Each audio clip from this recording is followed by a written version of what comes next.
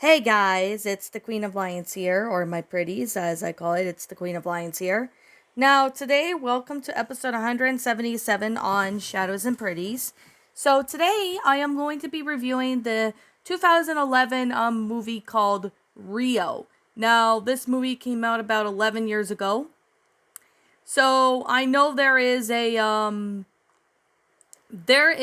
sequel to it that came out in 2014, which I do plan to review that in the future episodes of, Shadows and Pretties. But for now, I am going to be reviewing the first movie.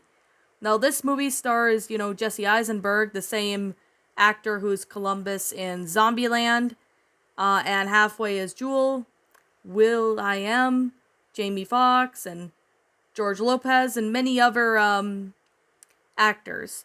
So, I guess with that being the case and with that being said, if you guys do not want any spoilers, I recommend that I recommend you click off this video if you don't want to hear me spoil it.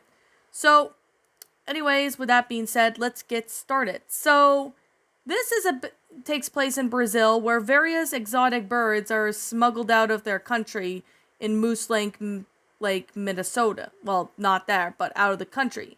However, in Moose Lake, Minnesota, a crate with an orphan Sphinx macaw hatching who is unable to fly falls out of the truck and is found by a little girl named Linda Gunderson, who names him Blue.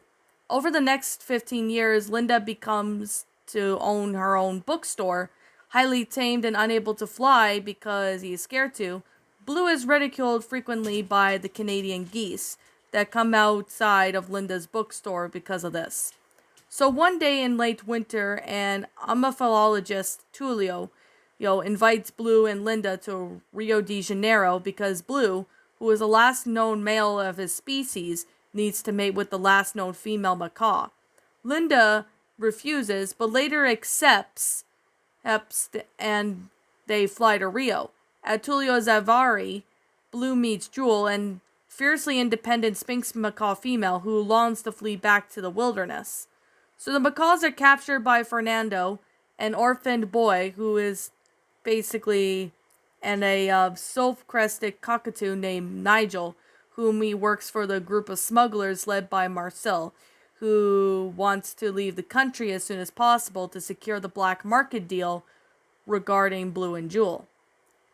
While Fernando has second thoughts about his actions, Nigel tells the macaws of his desire to exact revenge on the pretty birds after the parakeet replaces his role on the television show because of Blue's familiarity with cages. He is able to escape with Jewel and flees into the jungle, while Fernando meets Linda and Tulio, who helps them fly and find the birds.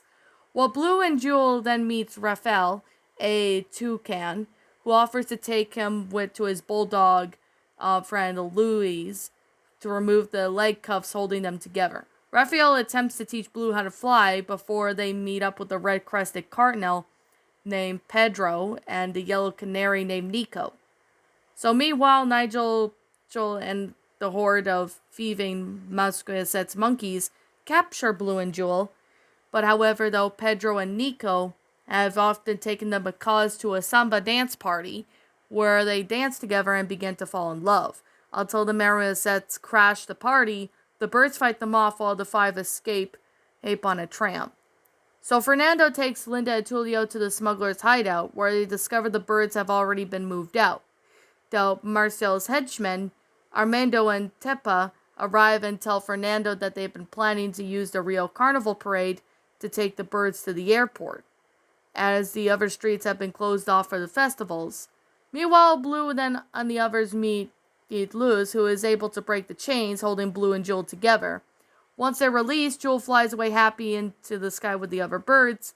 Feeling hurt, Blue then goes to look for Linda, but Jewel does not want to leave Blue behind, so the two get into a heated argument, and then they decided to go their separate ways. Pedro and Nico then witness Nigel capturing Jewel, and then Blue and Raphael learn of it. They rush to the carnival to save her, while meanwhile Linda and Tulio have spotted the smugglers' parade float and organize a rescue attempt for the birds. As Linda and Tulio pose as dancers at the Sphinx macaw costumes, Nigel captures Blue and the group, Linda and Tullio, fail to stop the smugglers in time as they took off in a short SC-7 Skyvan. During the flight, Blue breaks out of his cage using a firing extinguisher and releases the other captive birds. However, Nigel attacks the macaws, injuring Jules Wayne in the process. Blue sends Nigel flying to the plane's propellers with a fire extinguisher, causing the plane to fall, and the smugglers flee on the plane while Jules falls off of the open cargo hatch towards the ocean. Jumping out of the plane to rescue her, Blue uses Raphael's technique and discovers he's able to fly as he kisses Jewel. He then carries her to Linda and Tullio for help. So later, Linda and Tullio adopt Fernando, and they live in the jungle as they turn to have into a sanctuary to help protect the wildlife and the residents. Eventually, Blue and Joel raise 3 chicks named Bia, Carla, and Tiago together and celebrate Raphael, Nico, Pedro, Louise, Linda, and Tullio, who have set off at the same bookstore Blue and Linda have from Minnesota and Rio. Meanwhile, Nigel is revealed to have survived the plane crash, but Mauro, the leader of the Mimosettes, ridicules him for the loss of his feathers, and Marcel and Amando and Tepa are arrested for their crimes, and thus how the movie ends. So this is actually a pretty good movie, as well as, the concept with, they got good actors. I mean, I was surprised, Blue's voice is actually Jesse Eisenberg's, because I realized, oh, that's Columbus's voice from Zombieland, so that's why his voice was very familiar.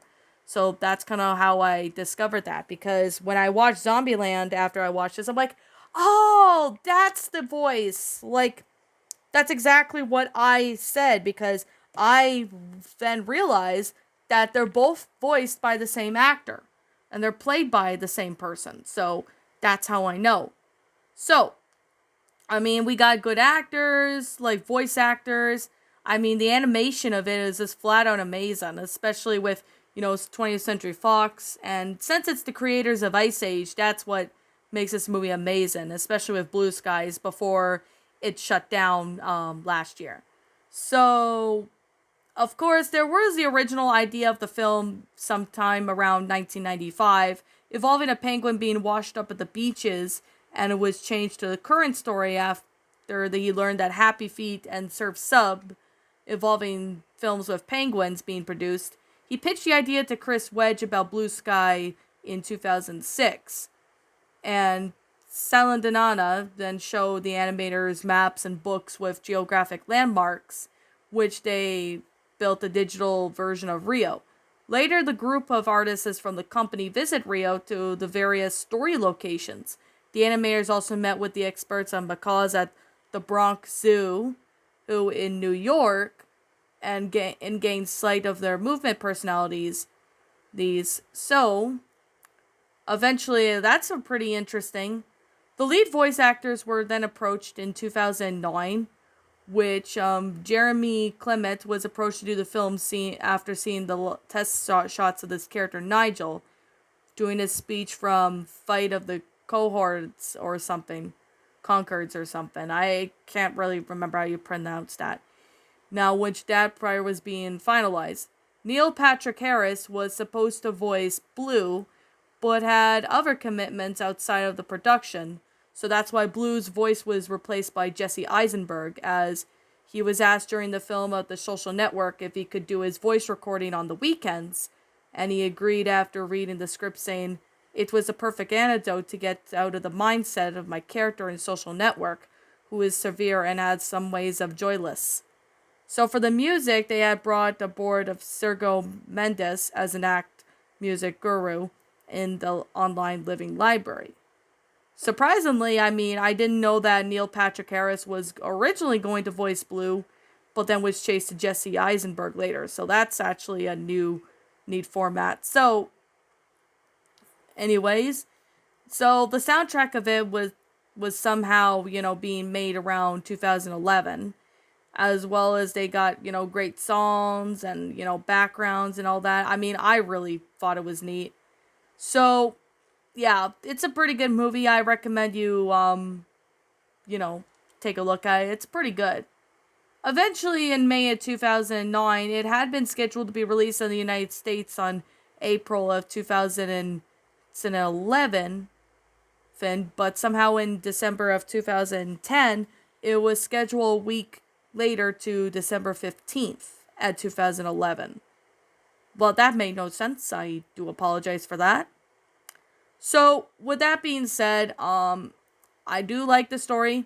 It's really good. It's got a great concept. It's amazing. I mean, they did a pretty good job with the whole voice acting and, some neat music and all that. So, however, though, now we do know Rio 2 just came out in 2014, and it's a pretty good movie.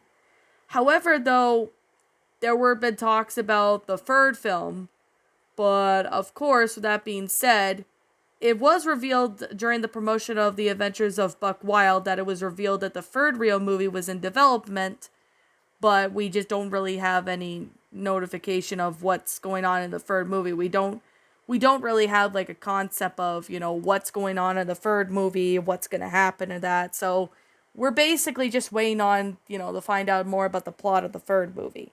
So, like I said about the third movie, I can't really guarantee or say what will happen or anything like that because, well, we're not sure actually. That's been a mystery for a while. We just don't know exactly what will be going on there. So, nothing really much we could do, but we'll just have to wait and see until they come up with some concept art or at least some more concept plot or something for the third movie. So it's possible they might maybe make some concept art and release it this year, or maybe next year they might consider that, but who really knows, to be honest?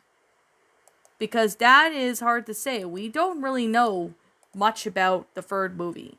But we all know the second movie came out, so that's all I can say. Of course, it was reported a spin-off and centered around Nico and Pedro in the early development of Disney Plus sometime in October of 2019. However, the shutdown of Blue Sky Studios in 2021, it left the fate of this spin-off, well, pretty uncertain, so it's hard to say. They might end up dropping out that project, or they might continue to do that, but it's really hard to say because we don't really know much about what the spin-off was going to be about. But anyways, with that being said, what did you guys personally think of this movie? Did you enjoy it? Did you not? Also, what you have done personally to help make the movie a lot better? Feel free to leave me what your thoughts are down in the comments below. I'm the Queen of Lions. Thank you so much for watching today's episode.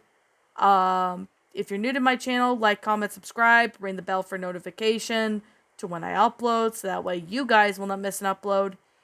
And yeah, I mean, what do you guys think of this movie? Feel free to leave me your thoughts in the movie in the comments below. If you don't like this movie, that's fine. I respect your opinion. If you don't like this movie, that's fine. If you like it, that's pretty fine too, because I'm all respectful to your opinion. But yeah, most of my fans and followers know to respect people's opinions, no bashing other people's opinions, all that. Most of my fans, pretty much my fans and even followers who have been following me know, I don't have too many rules, but they know exactly, what I mean. So, yeah. Anyways, I'll be seeing you all in the next video. Peace out.